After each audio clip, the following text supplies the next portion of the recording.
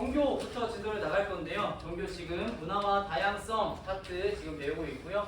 사단원 문화와 다양성 파트 중에서도 지난 시간에는 기후와 지형에 따라서 의식주 형태가 달라지는 모습에 대해서 진도를 나갔다면 이제는 기후에 따라서 어떤 종교가 전파가 되고 어떤 종교가 더 확산이 되었는지 번성이 되었는지를 보도록 할 거예요.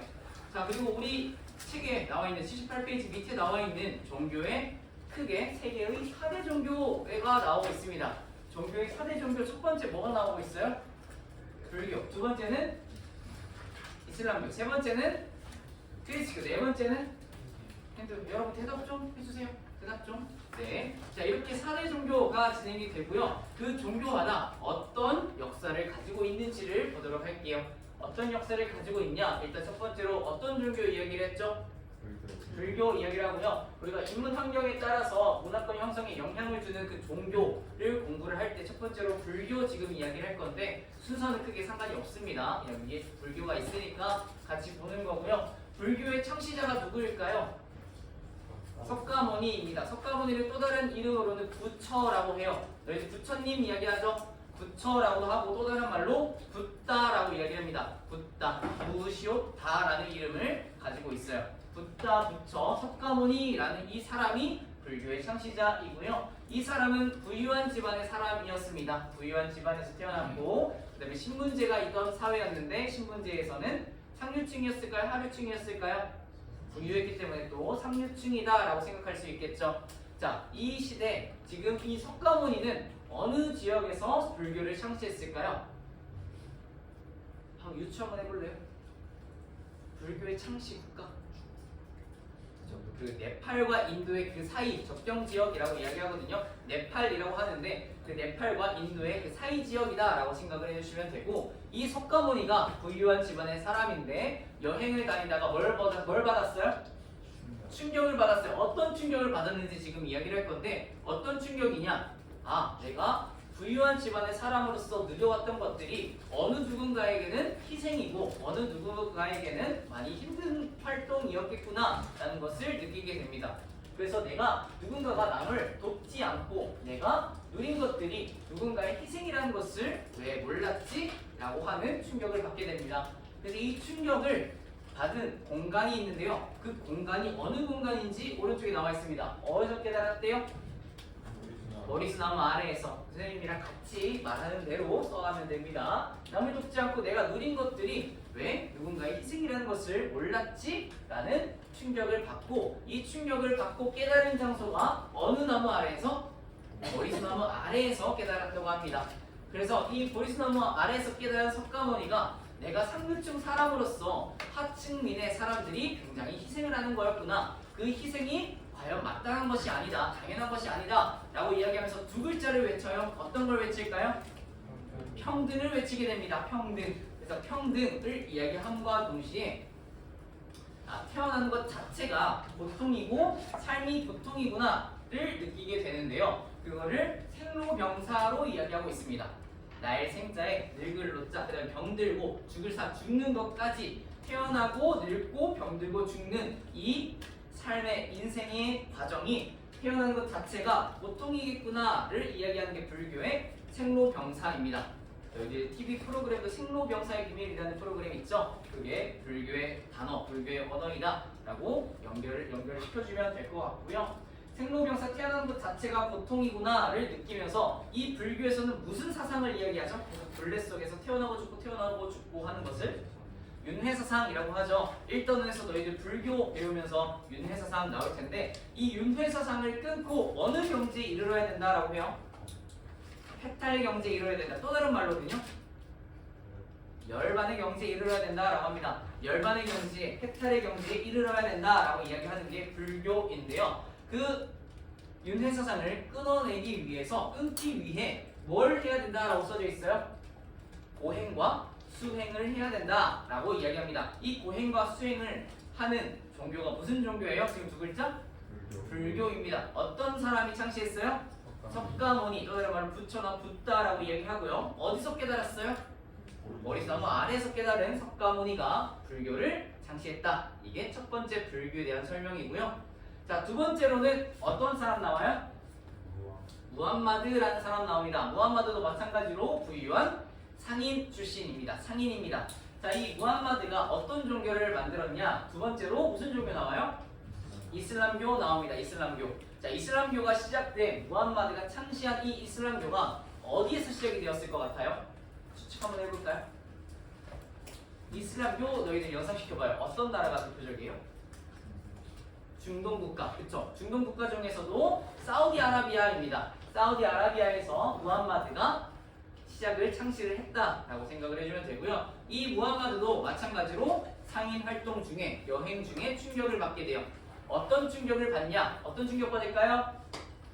관광객 또 관광 산업을 통해서 무역을 통해서 돈을 벌어들이는 상인 출신이었기 때문에 관광객이 문화와 경제에 도움을 주는 것이 아니라 오히려 문화와 경제를 피폐하게도 만드는구나를 깨닫게 됐습니다. 깨닫게 됐어요.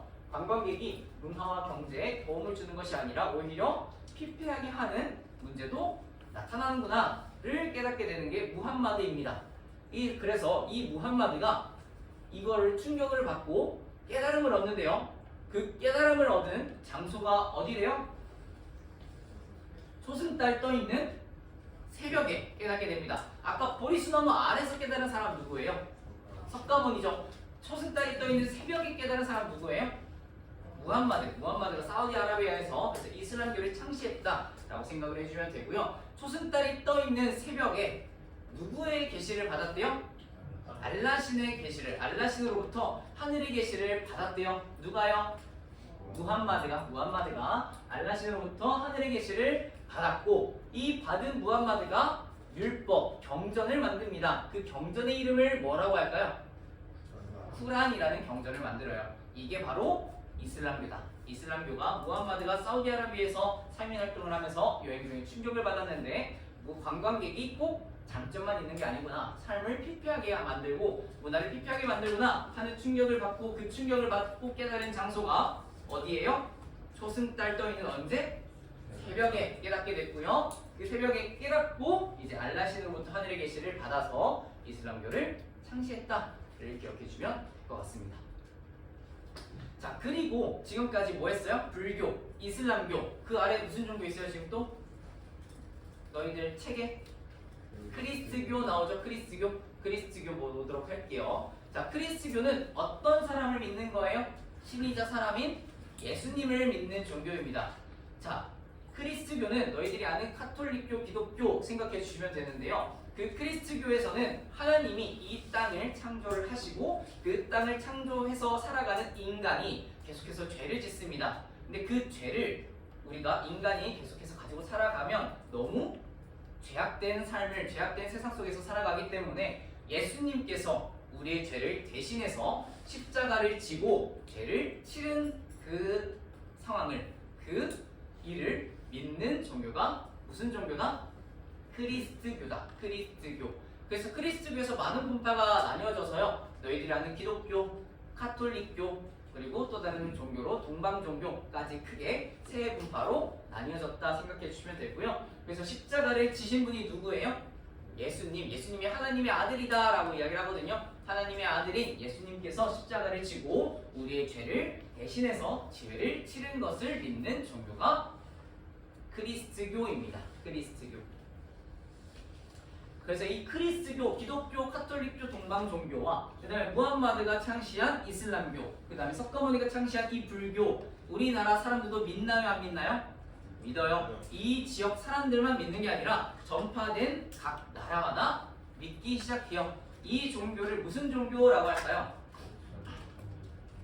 맞습니다. 보편적 종교라고 합니다. 보편적인, 믿을 수 있는, 보편적으로 전파가 되는 보편적 종교라고 이야기를 하고요. 그 아래 예외적으로 나머지 하나, 4대 종교에서 나머지 하나 무슨 종교 남았어요? 힌두교 남았죠. 힌두교는 여러 신을 믿습니다. 어떤 하나의 신이 아니라 여러 신을 믿는다라는 특징을 가지고 있고, 힌두교는 대표적으로 인도 사람들, 인도 민족들만 믿고 따르고 있어요. 그렇기 때문에 보편적인 종교, 힌두교는 보편적인 종교가 아니라 무슨 종교라고 할까요? 민족 종교라고 합니다. 민족 종교, 인도의 민족 종교라고 하는데요. 특정 민족의 문화로 발전되었기 때문에 민족 종교다라고 이야기하고, 이게 대표적으로 힌두교입니다. 힌두교. 힌두교는 민족 종교이다. 그리고 크리스트교, 불교, 이슬람교는 보편 종교이다 라고 이야기를 하고요. 얘들아, 힌두교는 무슨 고기를 안 먹을까요? 뭐 예습을 한 건지 배운 건지 잘 알고 있는데, 자, 이 소고기를 안 먹습니다. 이 힌두교는 쇠고기를 안 먹어요. 그 소고기를 안 먹는 율법적인 이유는 신이 소를 타고 다닌다라고 생각을 해요. 신이 소를 타고 다닌다. 그래서 소 주변에는 좋은 기운, 신성한 기운이 있기 때문에 소를 먹지 않는다라고 합니다. 여러 신이 소를 타고 다녀서 소를 신성시하고요. 소 주변에는 좋은 기운이 있다라고 이야기하는 종교가 세 글자 무슨 종교? 힌두교라고 이야기합니다. 힌두교. 그래서 이렇게 파란색 글씨로 선생님이 석가모니와 무함마드와 예수님과 여러 시인을 이야기한 종교를 크게 이야기를 했고요. 자, 이렇게 이 종교에 따라서 어떤 키워드들이 있는지를 같이 살펴보도록 할게요. 혹시 못 적은 친구들은 끝나고 물어보시고 또 친구들에게 물어보시면 될 것 같습니다.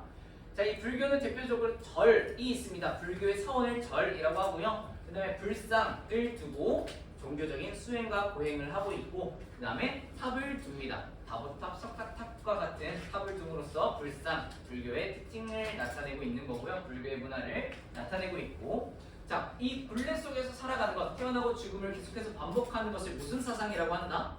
윤회사상. 이 윤회사상이 불교의 대표적인 특징인데, 이 윤회사상을 끊어내기 위해 무슨 경지에 이르러야 된다?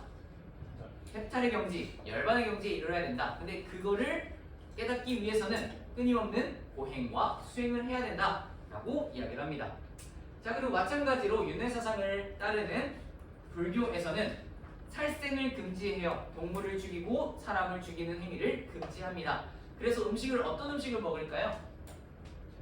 채식을 권장합니다. 그래서 채식을 권장하고 살생을 금기하는 특징을 가지고 있는 게 불교이다. 그리고 95페이지라고 써놨는데요. 95페이지에는 티베트 불교라는 특징이 나옵니다. 티베트 불교는 예외적으로 기후와 지형 때문에 채식을 수확하지 못하는, 그러니까 채소를 수확하지 못하는 기후, 지형을 가지고 있어요. 그래서 티베트 고원에 믿는 종교인 티베트 불교는 육식을 포용합니다. 그래서 그런 예외적인 특징이 있다는 것 95페이지에서 확인을 해주시면 될 것 같고요. 그 다음에 이슬람교에서는 무슨 고기를 안 먹을까요? 돼지고기. 아까 이슬람교 말고 힌두교에서는 무슨 고기를 안 먹어요? 소고기. 그래서 이슬람교에서는 돼지고기를 안 먹는다 기억을 해주시고, 이슬람교에서 돼지고기를 안 먹는 그 이유를 굉장히 여러 가지로 표시를 하고 있습니다. 이슬람교는 사우디아라비아에서 시작이 되고 대표적으로 건조기후 국가들이 이슬람교를 믿고 있어요. 그럼 굉장히 덥고 습하지 않은 그 건조한 기후에서 이슬람교가 시작되기 때문에 돼지고기는, 돼지를 키우기 위해서는 돼지가 많이 먹어야 돼요. 그래서 많이 먹기 때문에, 또 더위에 취약한 돼지를 키우기 어렵기 때문에, 또 돼지를 키우기 위해서는 위생적인 이유와 동시에 물을 굉장히 많이 먹게 되고 물을 많이 사용하게 됩니다. 물을 다량 사용하게 되고요. 그 다음에 돼지고기로 만든 다음에는 그 돼지고기가 더운 날씨 굉장히 잘 어때요?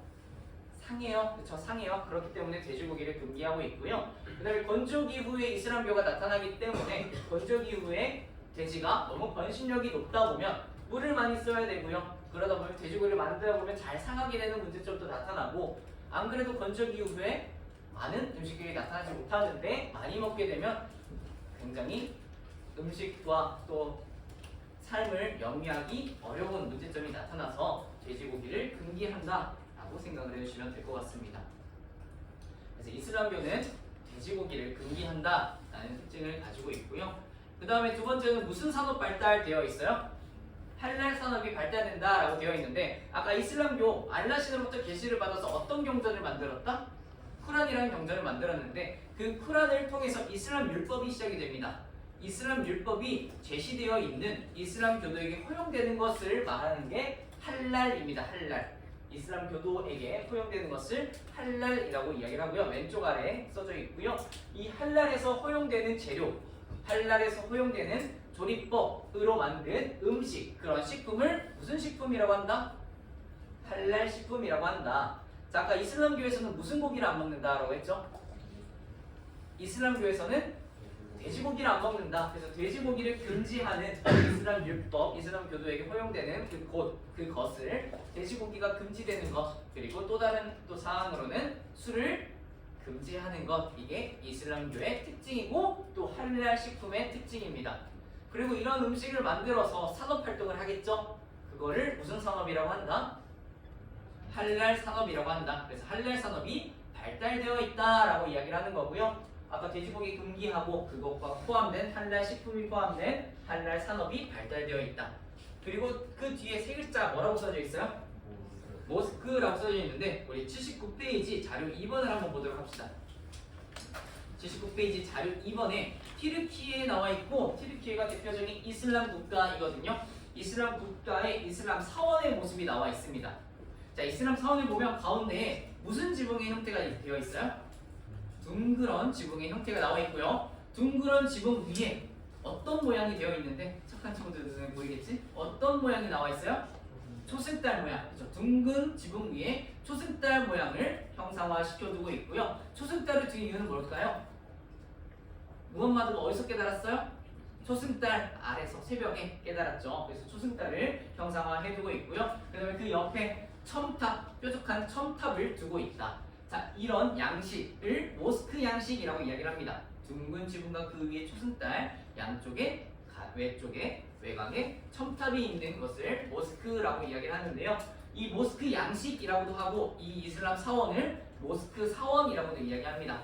그래서 이슬람 사원을 이렇게 이미지화 시켜주시고 이게 모스크다, 모스크 사원이다 라고 생각을 해주시면 됩니다.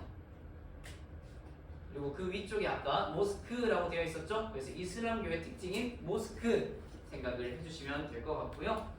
그 다음에 그 뒤에 모스크와 함께 이슬람교의 특징을 계속 써두고 있는데요. 알라신을 믿고 따른다 라고 했죠. 알라신으로부터 하늘의 계시를 받았다 라고 이야기를 했고요. 하루에 5번씩 뭘 해요?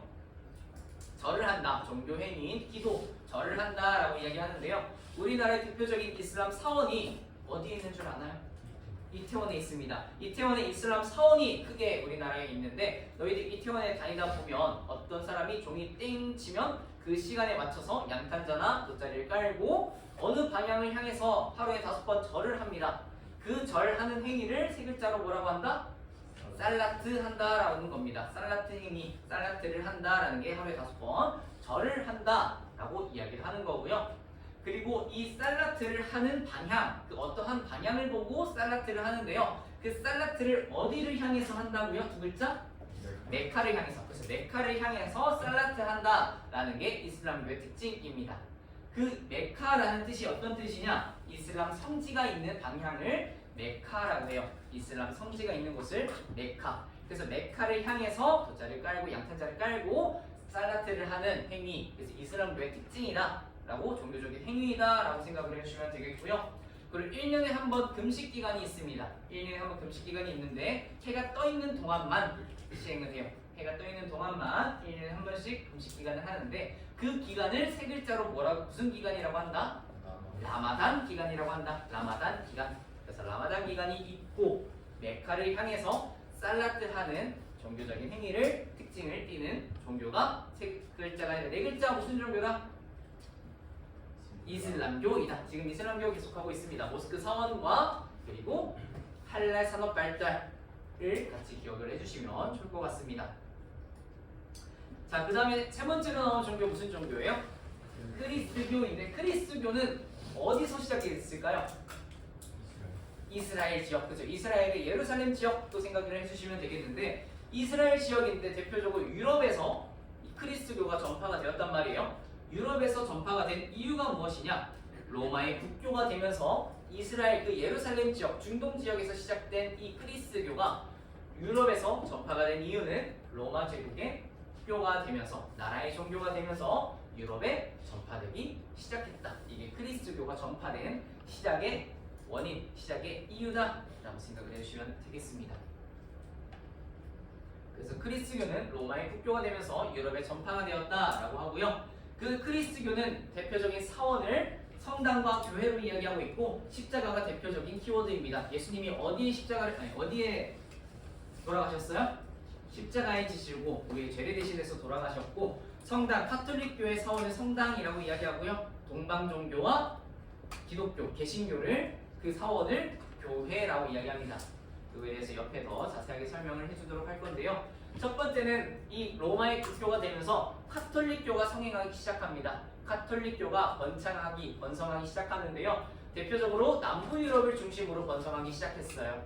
남부 유럽을 중심으로 카톨릭교가 시작이 되었고 대표적인 남부 유럽의 국가가 에스파냐와 포르투갈이다. 남부 유럽의 에스파냐와 포르투갈이 카톨릭교가 시작이 되면서 번성하기 시작했다라고 생각을 해주면 되고요. 로마의 국교로 카톨릭교가 또 그리스도교가 더 번성을 하기 시작했는데 동로마와 소로마가 분열하기 시작하면서 따로 나온 동부 유럽에 무슨 종교 있을까요? 동방정교라고 합니다. 동방종교는 동부 유럽이 대표적으로 믿는 동부 유럽에서 번성된 종교예요.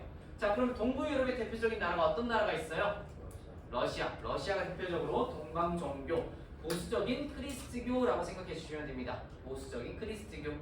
그리고 카톨릭교는 에스파냐, 포르투갈이 남부 유럽에서 믿고 있고, 자, 이런 남부 유럽에서 크리스트교의 카톨릭교와 동방종교인 보수적인 동방종교가 계속해서 유지되어 오다가 이 카톨릭교와 동방종교가 부정부패해지기 시작합니다. 부정부패가 어떻게 부정부패해지기 시작하냐면 면죄부 판매를 하기 시작해요. 면죄부 판매를 해서 돈을 끌어모읍니다. 면죄부가 뭐냐면 이 종이 이 증서를 사면 너의 죄는 없어져 라는 면죄부입니다. 그래서 이 종이를 사서 이 사람들은 돈을 모으기 시작해요. 그래서 돈을 모아서 뭐를 지어요? 사람들이 성전을 지으려고 합니다. 그래서 이런 부정부패가 심해지면서 면죄부 판매로 성전을 지으려는 부정부패가 심해지면서 이러면 안 된다. 다시 한번 예수님의 가르침을 다시 한번 성경의 중심을 바로잡자라고 이야기가 나오기 시작했어요. 그래서 성경의 순수한 가르침을 다시 한번 중시하면서 중심을 바로잡자, 예수님의 말씀을 다시 한번 붙잡자라고 하면서 나온 종교가 무슨 종교다? 개신교다. 개신교는 북부 유럽을 중심으로 번성하기 시작했습니다. 그 북부 유럽의 대표적인 나라가 어느 나라가 있을까요? 영국이 있어요. 영국 생각해 주시면 되고, 이 개신교를 우리나라가 들어와서 기독교라고 생각을 해주시면 됩니다. 교회가 있고요. 동방종교도 교회라고 사원을 부릅니다. 카톨릭교는 그 사원을 뭐라고 부를까요? 성당이라고 부릅니다. 자, 그래서 이렇게 크리스교가 카톨릭교에서 동방종교가 빠져나가고 동방종교와 크리스가 부정부패해지면서 개신교 북부 유럽의 영국이 중심으로 개신교가 전파되는 모습 생각을 해주시면 될 것 같고요. 그리고 힌두교 마지막으로 보면요, 힌두교는 무슨 고기를 금기한다고요? 쇠고기가 소고기입니다. 그 소고기를 금기하는 이유가 아까 뭐였어요? 신이 뭐를 타고 다닌다? 소를 타고 다닌다라는 율법적인 내용도 있고요. 그 다음에 현실적인 내용도 있습니다. 현실적인 내용은 어떻게 되냐면요, 인도가 대표적으로 힌두교를 믿고 따르고 있거든요. 그 인도는 인구 밀도가 굉장히 높고 인구 수가 굉장히 많습니다. 자, 그래서 소를 먹기보다는 소를 통해서 농사를 지어서 더 많은 식량 생산을 할 수 있는데 그 식량 생산에 소를 활용하는 게 용이하다라는 그런 결과가 나와서, 그래서 인구 밀도가 높은 인도에서는 힌두교를 믿는 인도에서는 소를 먹는 것을 금기한다라고 생각해 주면 됩니다. 소를 먹기보다는 또 식량 생산과 농사를 짓는 식량 생산에 더 용이하기 때문에 소를 먹지 않는다, 소고기를 금기한다라고 생각해 주면 돼요. 자, 이 힌두교는 어떤 신을 믿는다라고 했죠? 여러 신을 믿는다라고 했죠. 그래서 그거를 세 글자로 다신교라고 합니다. 다신교. 그래서 옆쪽에 선생님이 다신교라고 써놨습니다. 다신교. 여러 신을 믿는다라고 해서 다신교라고 이야기를 하고요. 그 다음에 겐지스강에 목욕의식이 있다라고 되어 있는데 겐지스강을 굉장히 또 신성시하는 강으로 유명합니다. 그래서 인도에서는 힌두교를 믿는 사람들은 영혼을 정화하기 위해서 신성시하는 겐지스강에 가서 목욕을 합니다. 그래서 하러 겐지스강에 들어갔다 나오면 영혼이 정화된다라고 이야기를 하고요. 이곳에 그래서 화장도 시행을 하고 있습니다. 사람이 죽으면 화장을 하죠. 그래서 화장 가루를 뿌리는 곳을 대표적으로 겐지스강이라고 이야기를 하고요. 겐지스강에서 화장을 함으로써, 화장 가루를 뿌림으로써 이 죽은 사람이, 이 땅에서 이 생명을 다한 사람이 신성시된 곳으로 간다라고 생각되어지는 곳이 겐지스강입니다. 그래서 목욕의식을 하기도 하고 화장의식을 하기도 하는 그 강이 겐지스강, 힌두교에서 나타나는 특징이고요. 그러면 윤회를 끊어낼 수 있다. 이 땅에서의 삶을 끊어내고 신성시되는 곳으로 갈 수 있다라는 종교가 세 글자 무슨 종교다? 힌두교이다. 힌두교.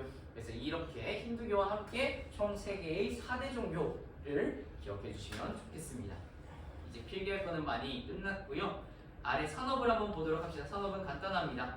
산업은 주민들의 경제활동에 영향을 끼쳐서 문화권 형성에 중요하게 작용을 하고 전통산업에 따라서 농경문화권, 유목문화권이 형성이 되는데 농경문화권 중에서도 우리 벼농사가 발달된 것이 무슨 문화권일까요? 동아시아 문화권, 동남아시아 문화권이 대표적으로 벼농사가 발달을 하겠죠. 무슨 계절풍으로 인해서?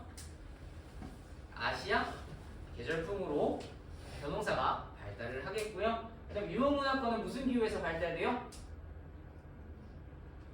유목문화권은 어느 나라가 대표적이지? 몽골이죠. 몽골은 무슨 기후예요? 우리 3단원에서 안 배웠나요?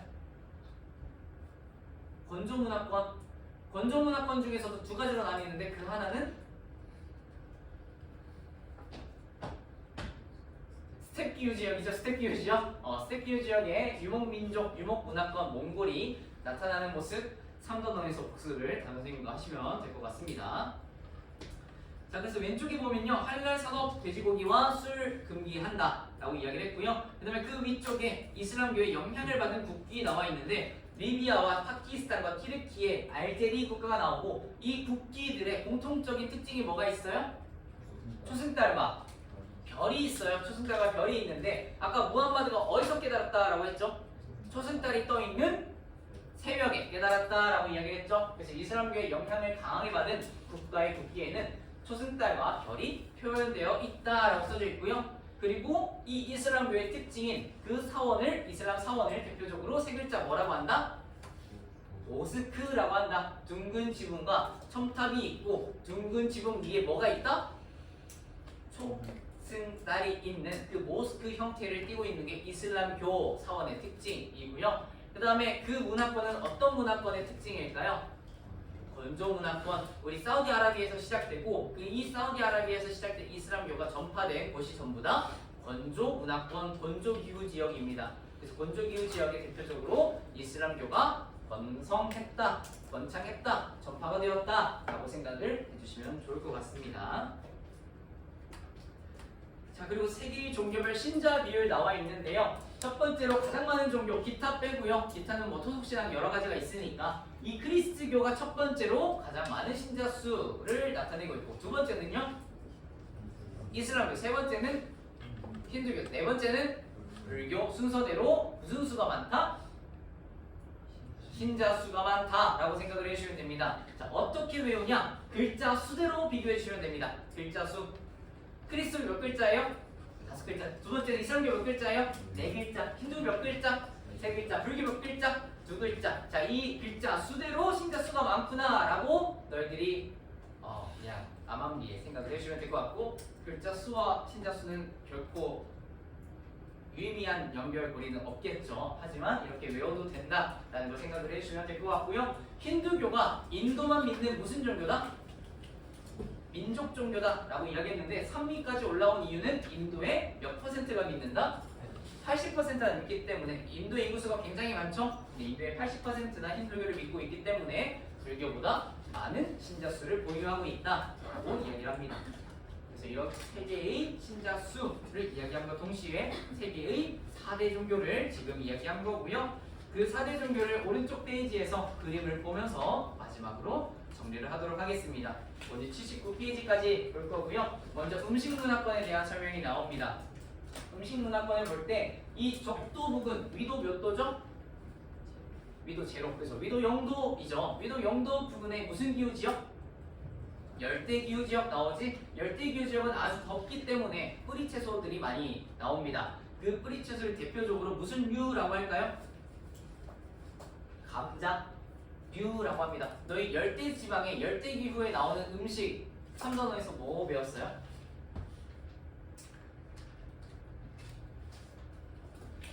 커피나 카카오 그런 이야기 안 배웠을까? 카카오? 뭐 그런 작물들이 재배가 되고요. 감자와 같은 뿌리 식물들 많이 나오고요. 양 카사바 같은 것들도 이야기를 합니다. 너희 카사바를 활용한 음식 뭐가 있는 줄 알아요? 카사바 칩 이야기하는 친구도 있는데 그거 말고도 너희 공차에 뭘 넣어 먹어요? 무슨 펄? 타피오카 펄이죠? 이게 카사바를 활용한 음식이거든요. 그런 열대기후 지방의 음식, 열대기후의 음식, 감자류, 양카사바가 전부 다 뿌리 작물들인데 이런 감자류가 이 파란색으로 열대기후 지역의 족도 부근, 위도 영도 부근에 파란색으로 나와 있는 이 지역의 감자류가 나타난 모습 보여지고요. 그 외곽 지역의 무슨 색이에요? 연두색이죠.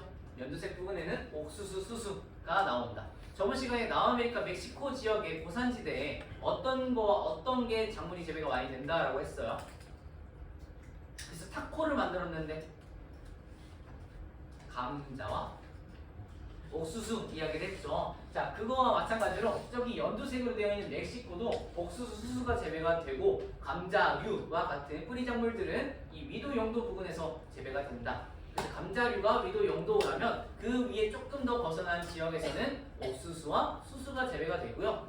그리고 감자와 보리, 추가적으로 보리까지 나오는 지역은 저쪽에 남아메리카 지역의 산지 지역 부근에 보리와 감자가 같이 나오고 있습니다. 자, 저쪽에 진한 초록색 나오죠? 정말 조그맣게 진한 초록색 나오는데 그 지역만 보리, 감자, 산지 지역으로 나오는 모습 나와 있고요. 위도 영도는 감자류, 그 외곽의 연두색 부분, 겉의 지역은 옥수수, 수수가 재배가 된다.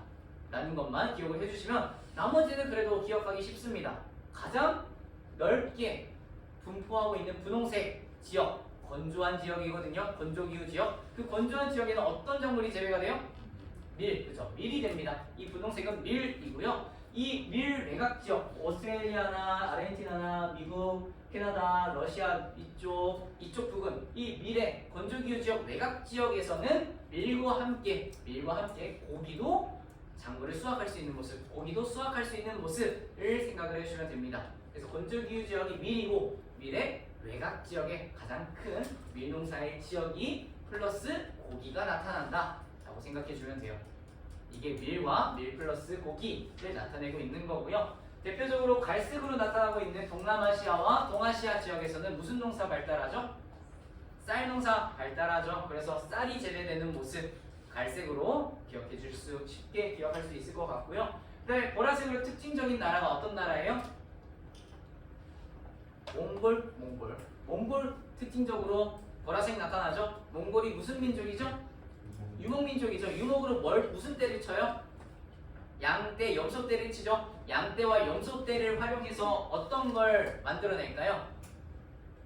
고기 만들어낼 수 있겠지. 양고기, 염소고기 만들어낼 수 있을 거고 또 추가적으로 양과 염소를 통해서 뭐를 얻어낼 수 있을까? 유제품을 얻어낼 수 있을 겁니다. 자, 그래서 고기와 유제품의 대표적인 몽골, 스테피유 지역에 나타나는 모습 생각해주고 쌀은 동아시아와 동남아시아, 그 다음에 밀과 그 주위에는 밀 플러스 고기 나타나고요. 위도 영도 부근에는 감자류 나타나는데 감자류의 외곽 지역에서는 옥수수, 수수가 나타난다. 그리고 예외적으로 고산지대에서는 남아메리카 지역의 저쪽에서는 보리와 감자가 같이 나타나는 모습, 이게 전체적인 그림입니다.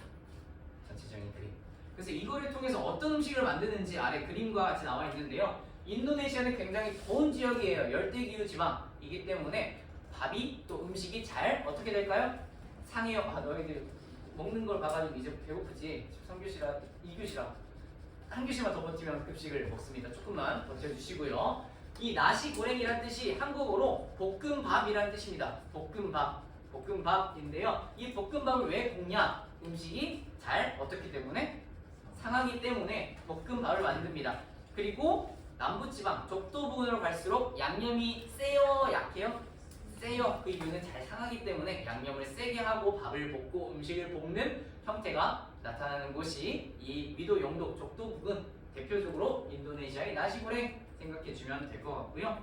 그다음에 이탈리아 같은 경우에는 빵이나 면을 활용한 음식이 많이 성행하고 분포되어 있습니다. 발달되어 있는데 아까 이탈리아는 지중해성 기후나 여러 또 여름과 겨울의 기후를 활용해서 밀농사가 개발이 되고요. 밀농사가 발달이 되고 대표적으로 또 수목농업도 발달이 됩니다. 수목농업으로 과일을 재배하고 밀농사로 밀을 재배해서 밀가루로 파스타 면을 만들고 빵을 만들고 그를 활용한 파스타, 토마토 파스타와 같은 음식이 발달되는 모습 생각해주면 돼요. 그래서 여름에는 고온건조하고 겨울에는 온난 수분한 기후를 활용해서 여름에는 과일을 또 겨울에는 밀을 재배하는 모습 생각해 주시면서 이탈리아와 같은 이 유럽 국가 또 건조한 국가에서는 파스타와 밀이 많이 수확이 된다라는 거 생각해 주면 됩니다. 그 다음에 타코가 대표적으로 멕시코가 나와 있는데 이건 계속 반복하고 있죠. 멕시코의 타코는 그 남아메리카의 산지지대, 고산지대를 활용해서 감자와 옥수수가 재배가 되고 그거를 활용한 타코가 발달되어 있다라는 거고요. 그 다음에 몽골에 무슨 음식 나와 있어요? 세 글자 시작. 허르헉이라고 나와 있는데 허르헉이라는 음식이 우리나라의 음식과 비교를 하면 양고기찜이라는 겁니다. 양고기찜. 양고기로 만든 찜이라고 생각해 주면 돼요. 양고기찜. 자, 양고기찜을 만들 수 있는 이유는 몽골이 무슨 민족이기 때문에? 유목민족이기 때문에 아까 유목민족에 나올 수 있는 음식이 뭐가 있었어요? 고기와 유제품이 있었죠? 그래서 양고기를 쳐서 양고기찜을 만드는 그 양고기를 허르헉이라고 이야기를 한다. 그리고 이 몽골은 무슨 기후다? 건조기후 중에서도 스텝기후이다. 유목민족. 건조기후 중에 스텝기후 말고 또 무슨 기후 있어요? 건조기후 중에 스텝기후 말고 사막기후겠죠. 사막기후. 그래서 사막기후에서는 어떤 집을 짓는다 지난 시간에 이야기했지? 흙집, 흙벽돌집을 짓는다 라고 지난 시간에 이야기했습니다. 3단원 진도 파이팅 하시기 바랍니다. 자, 계절풍의 영향을 받는 변호사로 쌀을 주식으로 하는 동아시아, 동남아시아 나와 있고요. 그 다음에 유럽이나 건조기후 지역, 건조한 지역을 기후를 활용을 해서 밀농사를 지어서 빵이나 면 만들고요. 그 다음에 남아메리카 고산지대에는 감자와 옥수수를 활용한 대표적으로 멕시코에 무슨 음식이 있다? 타코 있다. 기억해 주시면 될 것 같습니다. 자, 그리고 우리 이제 마지막으로 세계의 종교문화권만 이야기하고 마치면 될 것 같은데요. 자, 첫 번째에는 가장 신자수가 많은 종교가 어떤 종교예요?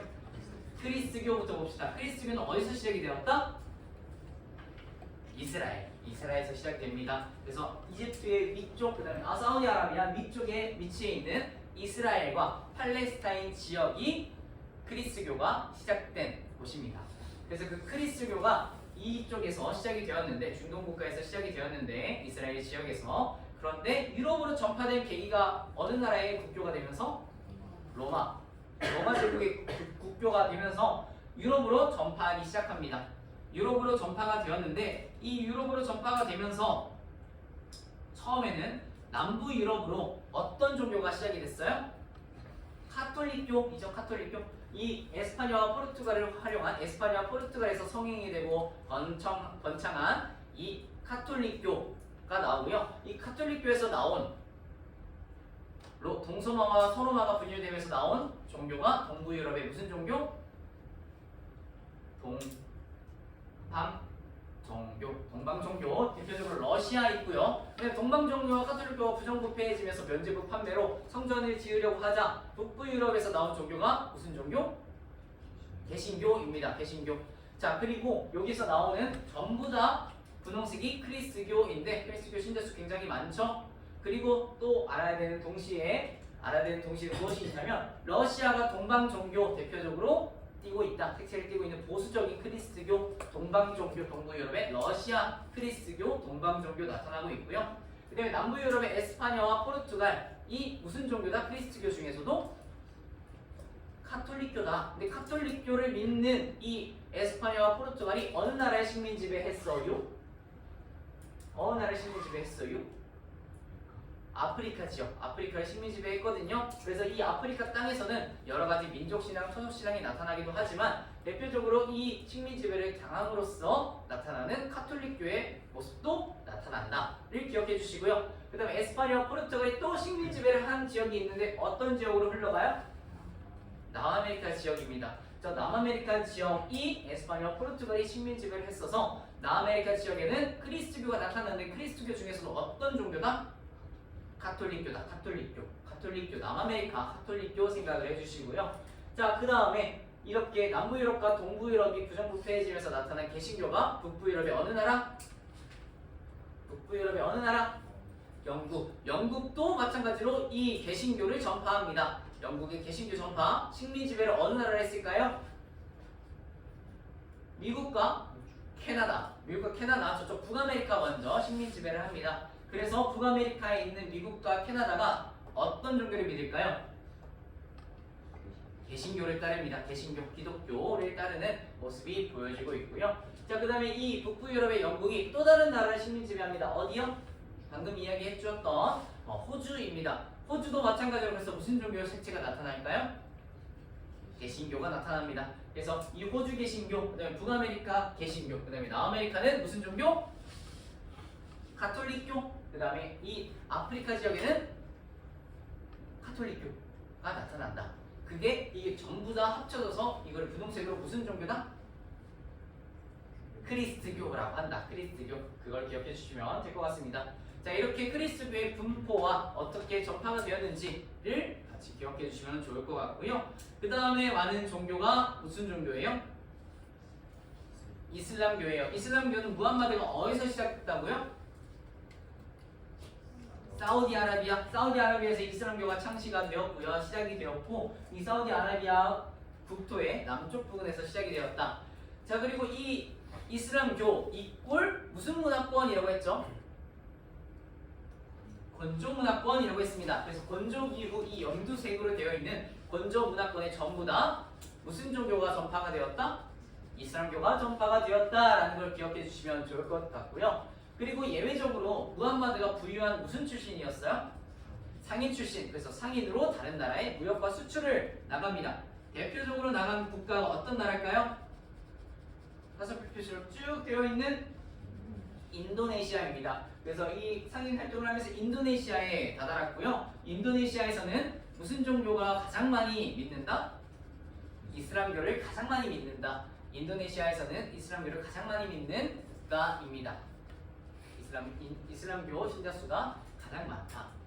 그래서 전체적인 지도를 보았을 때 건조 문화권에서 이슬람교가 나타나지만 예외적으로 이 인도네시아에서 나타나는 모습, 인도네시아에서는 이슬람교가 가장 높은 모습 나타나고 있고요. 상인 활동을 통해서 같다라는 걸 기억해 주시면 좋을 것 같습니다.